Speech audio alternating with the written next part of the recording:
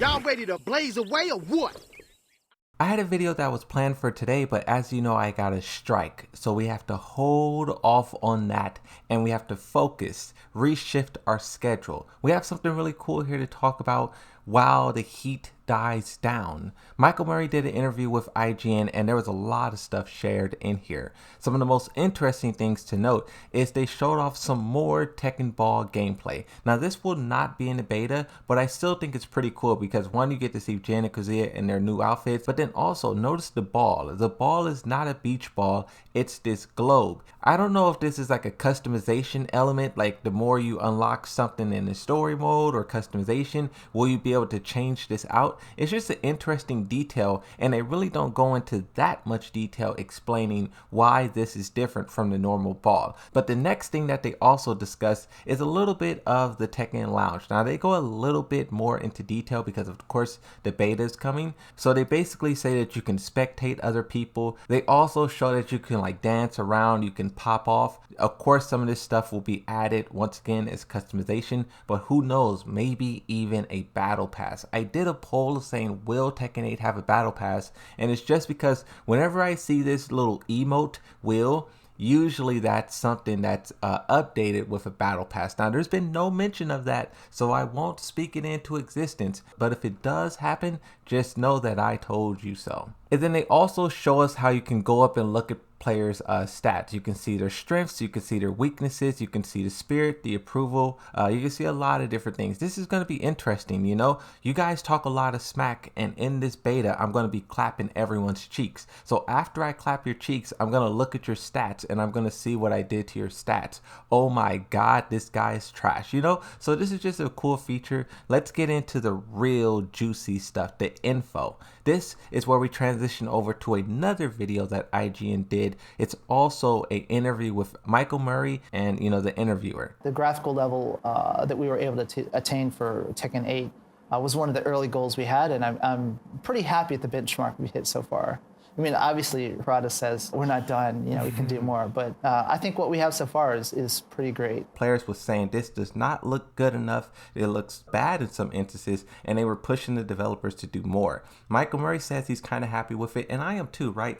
Watching it on YouTube is nothing compared to playing it. When you play it, it looks fantastic. I love here how they say that they're going to continue to work on it and make it better. And this is the thing too about Tekken 7. If you guys play Tekken 7 like from the start to the beginning, you saw how the graphics increase throughout, right? The graphics of Tekken 7, go back and watch 2015 Tekken 7 and then watch like 2018, 19 Tekken 7 and then watch now. You can see that they continue to work on the game even after release, and they're probably going to do the same thing with Tekken 8. When we started doing esports more, like a more cohesive league that we did ourselves, the Tekken World Tour, that a lot of people were unhappy that Japan had the game before because they had arcades, right?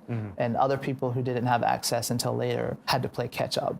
So it's quite important this time that everyone starts at the same timing. I think it's very interesting that they wanted people to have like the same experience starting from scratch, and that's not really happening with the cracked version. I wonder if they'll do something differently the next time around. Who knows? But also something else that I want to say too, this is a tragedy if you ask me.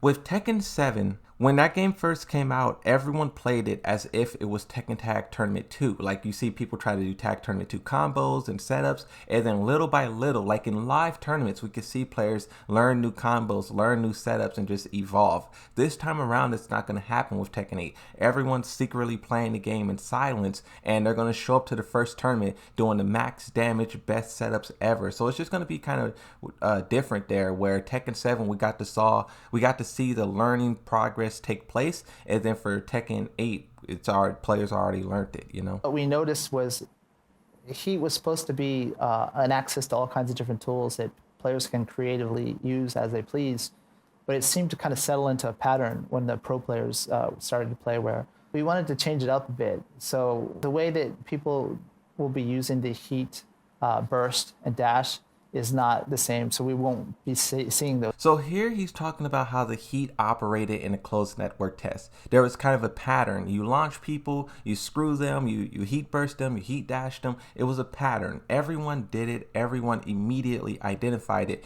Even me having no experience with all the 16 characters that was available. You know, I'm a Yoshi main, right? So I had no experience with all those characters, but I was still able to identify that pattern and learn it. And it kind of was boring because I was playing every 16 characters, all of them the exact same. So the heat system was supposed to be this cool and fascinating thing, but at the end of the day, it kind of boiled every character down to just launch, heat, screw, heat dash, or whatever it's called, right? So it kind of did the reverse effect. And here they're saying that they saw it too, that how players was playing the game, and they're adjusting it. In the closed network test, the closed beta test, that should not happen. It should be a lot different. But this next part is really insane. Watch this. And we looked at some of the character usage and maybe some of the characters that didn't get as much playtime as we had hoped. We kind of reevaluated them and maybe added a few techniques or revamped their mechanics a little bit to make them more interesting. So there's a few characters that have had some adjustments since then as well. When I see this, I immediately think Jun Kazama. They said for themselves at EVO that Jun Kazama did not live up to their expectations. They expected this character usage data to be way higher, and they're saying here that certain characters didn't meet their expectations, and they had a huge overhaul, like revamp. And of course, this is going to keep happening, you know, all the way up until the release and even beyond the release, right? Tekken 7 was balanced all the way until the end. Tekken 8 is going to be the same thing, but I think it's so interesting how they're looking at the players, right? They're watching streams and clips and all this stuff, and they're thinking, okay, let's change this, let's change that. I want to see what the beta has to offer. One more clip. You know, Tekken 8, what would you say to players if you could say one thing to them? I'd say first, thank you for supporting Tekken 7, because that's what made all this possible, to have such a great sequel to the game and to be able to do all the things that we're doing with Tekken 8. So obviously that first. But then I meet a lot of people in my travels. What do you do? I make Tekken. Oh, I love that game. I played so much of Tekken 3 or Tekken 5.